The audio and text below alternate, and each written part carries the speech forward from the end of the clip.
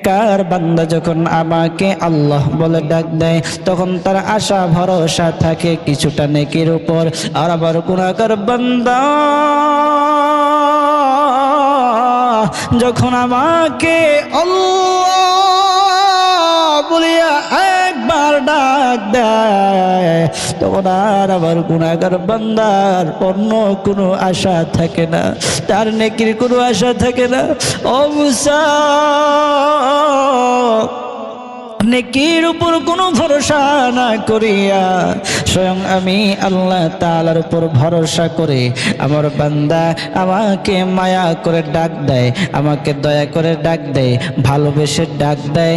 আমি আমার বান্দার ডাক শুনে আর থাকতে পারি না। তখন আমি আল্লাহ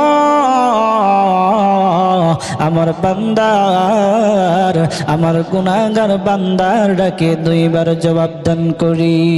পয়গম্বর মূসা আলাইহিস সালাতু ওয়াস সালাম আল্লাহর সাথে সরাসরি কথা বলতেন। একদিন পয়গম্বর মূসা আলাইহিস সালাতু ওয়াস সালাম আল্লাহর কাছে প্রশ্ন করলেন, ও আল্লাহ, ও মালিক, নেককার বান্দা যখন তোমাকে ডাক দেয় তুমি তার প্রতিটা ডাকে কয়বার জবাব দাও? আল্লাহ তাআলা মূসা আলাইহিস সালাতু ওয়াস সালামকে বললেন, মূসা, আমার নেককার বান্দা যখন আমাকে একবার আল্লাহ বলে ডাক দেয় আমি তার ডাকে একবার জবাব দেই। পয়গম্বর মূসা আলাইহিস সালাতু ওয়াস সালাম আল্লাহ তাআলাকে আবারও প্রশ্ন করলেন, রব্বুল আলামিন,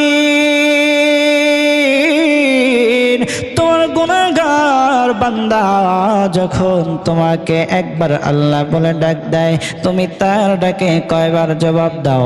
পয়গম্বর মূসা আলাইহিস সালাতু ওয়াস সালামের কথা শুনে আল্লাহ তাআলা বললেন, ও মূসা, আমার গুনাহগার বান্দা যখন আমাকে একবার আল্লাহ বলে ডাক দেয় আমি আল্লাহ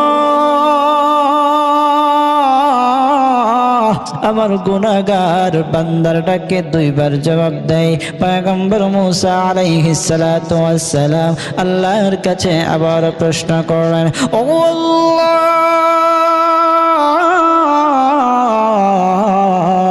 তোমার গুনাহগার বান্দা যখন তোমাকে একবার ডাক দেয় তুমি তার ডাকে দুইবার জবাব দাও কেন গো আল্লাহ?